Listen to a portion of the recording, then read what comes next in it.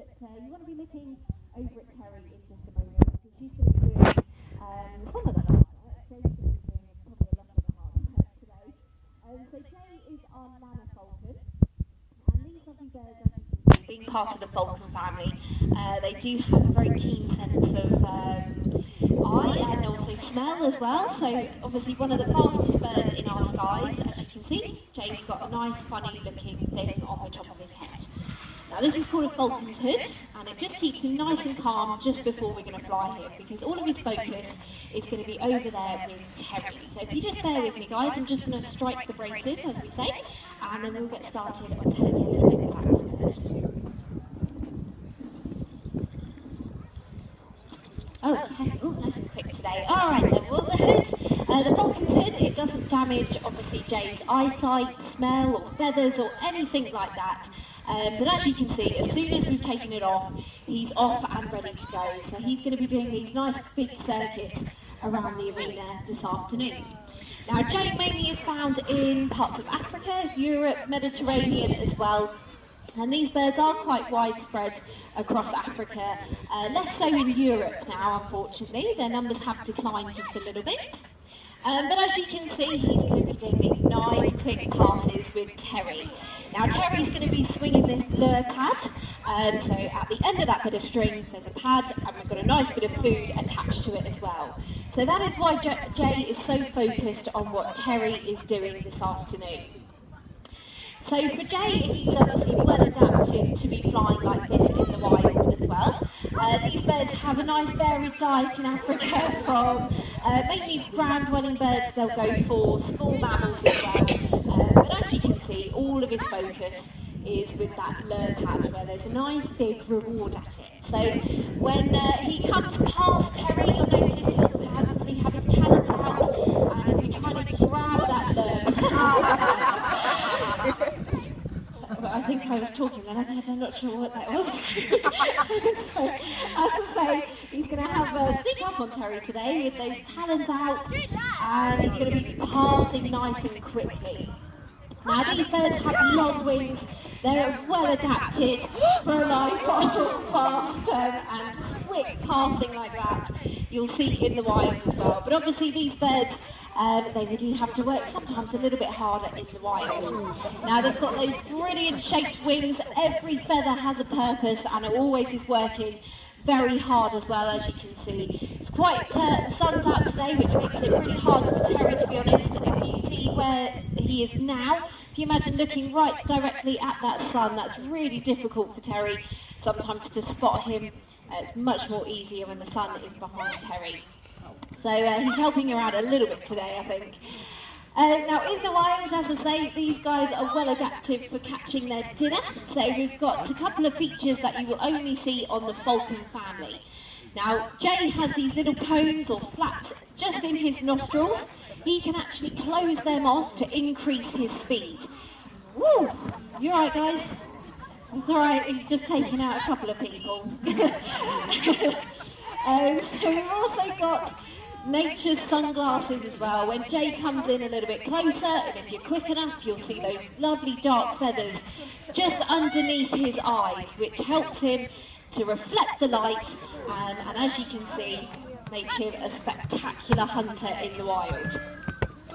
Now to help us out, Jay has got a little bell attached to his anklet. That is very helpful, because when we can't quite see him, then we can actually hear him coming. So this is vital, especially in the bird of prey world when we're flying birds like this. It's a lot easier for us, I have to say. Now he's also got telemetry attached to him as well, which is a little wire that you may have noticed. If Jay goes a little bit further afield, we can actually use a radio transmitter to hopefully hear where he's gone. Alright guys, give Jay a nice big round of applause.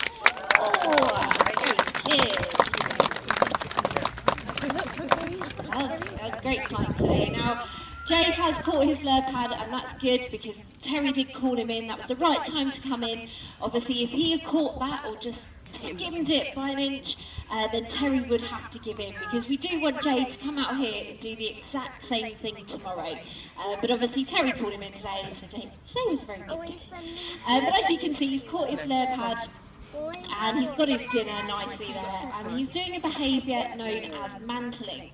So this is, as you can see, he's brought all of his wings right round his food, all of his tail feathers as well are spread out nicely. And this is just protecting his dinner, because if you imagine in the wild, there might be bigger animals that might come along and try and steal it away from you. So these birds protect their food, hide it quite nicely like that, and then hopefully nothing will come and steal it. Now obviously we need to get Jay off that lure pad, and we don't want to just snatch it away from him. So as you can see, Terry's got another bit of food waiting on the glove there, and he gets another tasty bit of reward. But don't worry, he's a bit of a messy eater, and Terry will bring him a little bit closer so you can have a good look at him. Alright then guys, well Jay has done a fabulous job. We'll give him another big round of applause. I think he's very quick there. It's definitely harder when the sun is out, but it's all to fly this bird. Alright then guys, we're going to pop Jay nice and safely away back in our box hut. And we're going to get ready with our next bird of prey for you to meet. So we're moving away from the falcon family to faster birds. We're just going to slow things down a little bit now with our next bird. Now we're going to introduce Dusky. Dusky likes to come out of her own aviary, and it all depends what route she's in. Sometimes she walks, sometimes she flies. We normally get a good reaction from you guys what she's doing. She does look quite funny when she's walking around the aviary. But she is our Turkmenian eagle owl, and she mainly is found in Turkmenistan, Afghanistan in the wild. Quite widespread these lovely birds are. You will see those on camouflage as well, and she's got all those sort of cream brown. She blends in very nicely with her surroundings in the wild. Alright, we're going to fly. Now Dusky is part of the eagle owl family, so when she comes a little bit closer, you'll notice that it has these lovely tufts of feathers just on the top of her head there, which tells us she's part of the eagle owl family. So these are just feathers. A lot of people think they are her ears, but the ears are nicely at the side of the head. Dusky, don't be so rude. Turn around. And they're at the side of the head, and they're very unusual ears as well, because we've got one slightly bigger than the other and one slightly pointing forward. Now most owls, they have a facial disc. This channels all the sound towards their face, and it will go through their very wonky ears at the side of their head. So this enables them to pinpoint their prey very easily. Thank you very much. Oh, wait. Oh yes, sneaking up on me. Now, Dusky can creep up.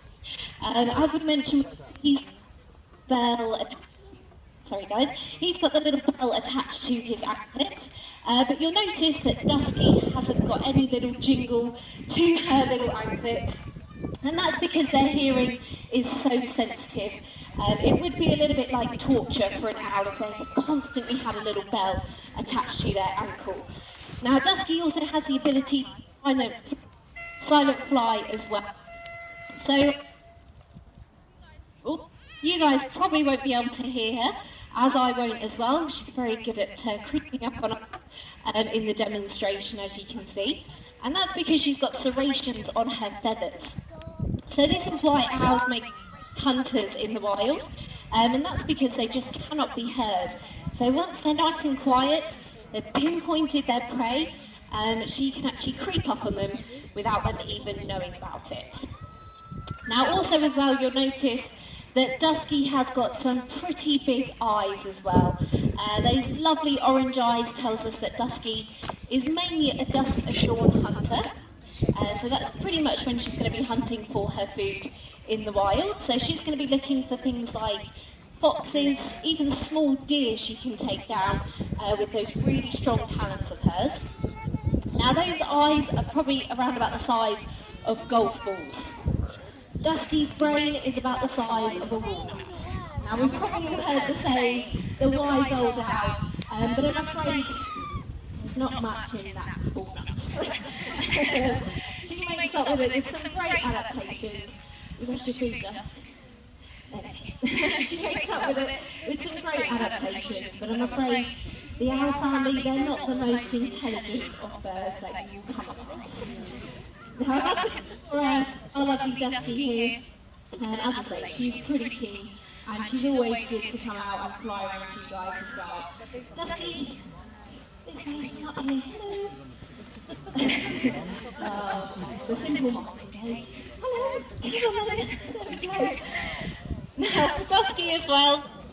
Those eyes don't actually move, they are stuck in that position. So we call this binocular vision, and this basically means she can't move her eyes like we can move our eyes. So from side to side, it's pretty easy for us to see what's going on.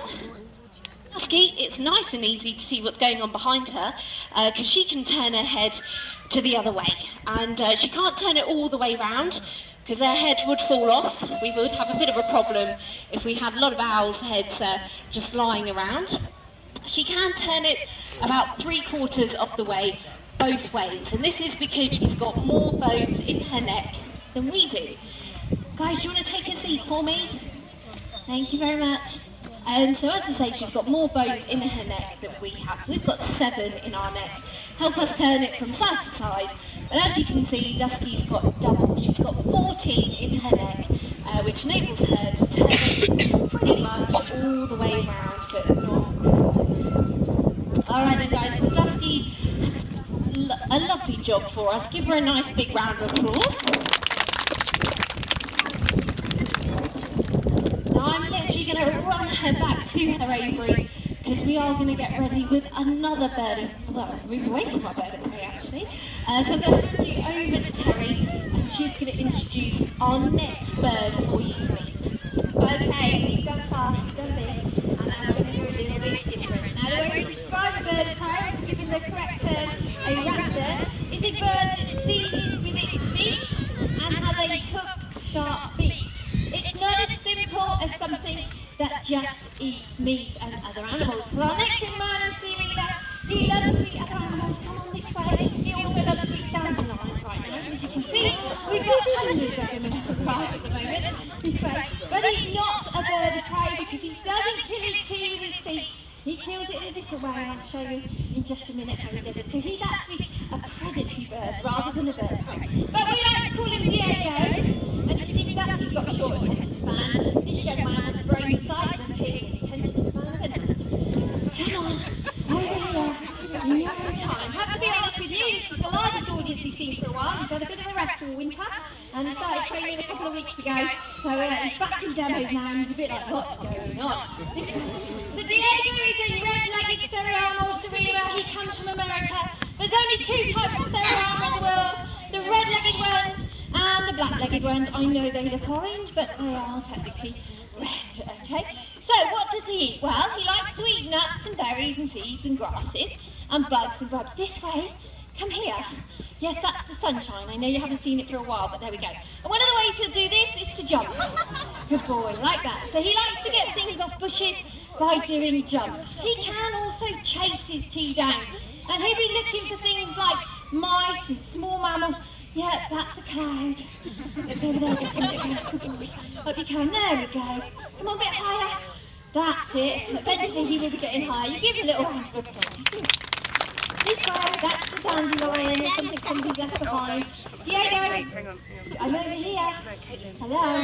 Like I said, he's just coming back into demo, so he's a bit like, ooh. Ooh, what's over there? No, that's a worm. I'd like you over here, if we could. Diego, that's it. This way. Well done.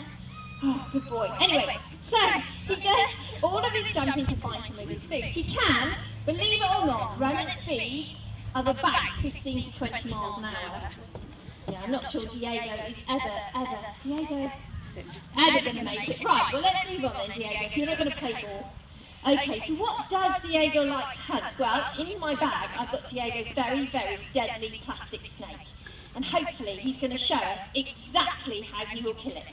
So he's going to pick it up, bash it on the floor, and give it a great big headache. Okay? So Jay caught the lure in his feet, so he is a bird of prey. You see that Diego is killing his snake without using his teeth at all. So this makes him a predatory bird rather than a bird of prey. Is it dead yet? It doesn't look very dead to me. Keep going. Thank you very much. Now, oh, it is dead now. Yeah, I thought it might be.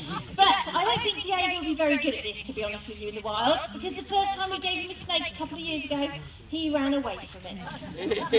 Second That would have whipped round and bitten him, that would have been rubbish. The last time we gave it to him on my final sort of hopefully training session, picked it up, walked, got it wrapped around his feet, fell over. So bless him. Could you step away from the rope for me just a little bit, young man? Thank you very much, lovely. But he's most definitely a snake hunter. There's a few things about him that tells us he's a snake hunter. First of all, he's got this bright coloured eyeshadow. Lady's got this really groovy 80s eyeshadow going on. And this actually helps camouflage him and deter the snake. Also the crest. This way, any bird of prey or predatory bird that has a crest on him like this is likely to be a snake hunter. Because the snake doesn't actually know then where his eyes are and will aim for the feathers, and hopefully no damage will occur. Okay, are you ready to see Diego flat out back to his aviary? Okay. Off you go then, Diego. Run! That's it. Give him a round of applause.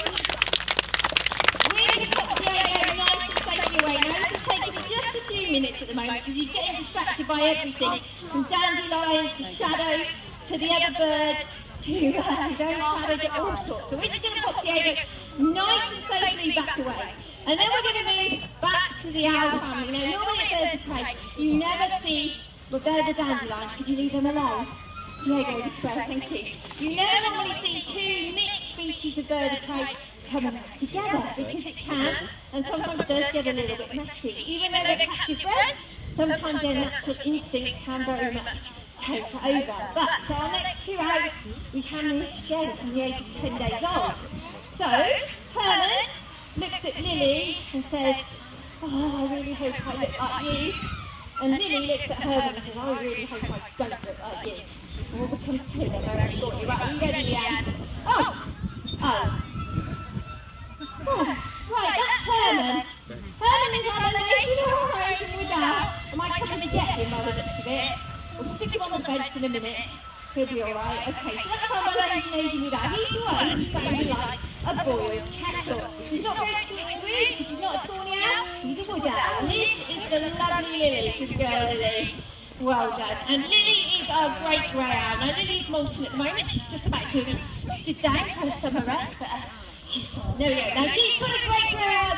From the top of her head to the tip of her tail, she stands the tallest of all the owls. She also, come on then, you've got up a stepping feet. She also has one of the biggest wingspans of all the owls, hence the term great. I'm not going to explain the grey of the owl. Okay, I think they're pretty self-explanatory. Okay, and she's going to come from the very, very cold parts of our world, good girl. Places like Canada, Alaska, Scandinavia. And believe it or not, Lily actually has about 2 inches worth of feather all over her body. Her hips are only this far apart. Okay, she's tiny under there, so it's like wearing a big feather duvet on a day like today. So Lily doesn't always do too much in the sunshine, but we'll see how we go. And over the back on the fence there is Lily's very best friend, and that's Herman. And Herman is a Malaysian. Lily, a Malaysian or an Asian brown wood owl. And just like Lily, his name is pretty self-explanatory. He comes from Malaysia, Asia. He's brown. He lives in a wood. He's an owl. That's it. Okay? There we go. Now we like to bring them out together because they show you 2 sets of adaptations for owls in very different parts of the world. The first and most obvious one is their eyes. Lily has tiny, tiny little yellow eyes, and this actually helps us see in all light levels. Lily, come on then, down this way. Helps us see in all light levels. She can hunt both night and day, because she's going to have to. Where she lives, sometimes there's sunshine all day and all night, and then there's sometimes there's darkness all day and all night, so she needs to see in all light levels. Her eyes are tiny, because if they were big, they'd let out a lot of heat, so she needs to stay nice and warm. Come on then. Herman, on the other hand, has huge, big, dark eyes. Now, the bigger the dark, come on then, the bigger the darker the eye, the more chance we have of the owl being, Lily, come on, of being nocturnal. No, I finished. Now, we kind of whisper that fact and try not to remind Herman of that fact, because Herman's got a bit of a habit of going to sleep in the middle of a demonstration. He's not the sharpest owl on the block, bless him. Okay, so there's a little difference about their eyes. Now, the next one is their faces. Lily is massive. And the reason for this is because both of these two, there we go, that's what you do with your wings, Lily. We flap them. Good girl. Well done. Again, Lily's is massive, and they all have this face for this. all ours can hear their T from about 25 metres away. So that's it moving or its heartbeat from about 25 metres away. Lily not only needs to hear it from that far away, she also needs to hear it through about 6 inches of snow most of the year. So she has this huge facial disc, come on then, because it allows her to hear really well. Herman's T, good girl, spends most of the year running around the forest floors. Therefore, she doesn't need to hear it quite as well as Lily does. Now the last difference, you may well have already noticed is their personality. Lily is pretty much a bit like a lapdog. She pretty much follows us everywhere we go. Herman takes a little bit more effort now and again. They both start to fly school training, on exactly the same day. Lily managed to get his demonstration in just 2 weeks, just over 2 weeks. Herman, at 4 years old, to be honest with you, I think he's still learning, bless him. But they have done a lovely little job for us this afternoon. Now these two are actually our fine. Yes, did you want to say something? No? Finished? Now you will see he's not going twitcheroo, I'll just tell you about that. Only the tawny owl goes twitcheroo. Both of these two are actually closely related to the tawny owl, but it's the female tawny owl that will twit and the male tawny owl that will chiroo. Ladies, just imagine we shake and twit all the time. That's all we need to remember. And anything else, woohoo, holler, history, come on then, up here, do anything other than twit-twoo. Lily, up here, we finished in your own time. They don't want to take any more pictures of you, they've done. Okay, so Lily, alright, final word. I'm having a stand up now. It's like, yeah, you might think I'm dumb, but I'm not. These are our final two birds in the demonstration. I hope you enjoyed it. Leanne and I are going to be sticking around for a little bit longer. Looks like Lily's going to be sticking around for a little bit longer as well. Think about it. Come on then, thank you, good girl. If you've got any questions, come and ask us. Please feel free to have a look at the AVs behind. All we ask you to do is not go through any of the gates or over through any of the barriers. Your next demonstration, what's the time, 2:30? Is Parrots at 3 o'clock down in the amphitheatre. We do also have an extra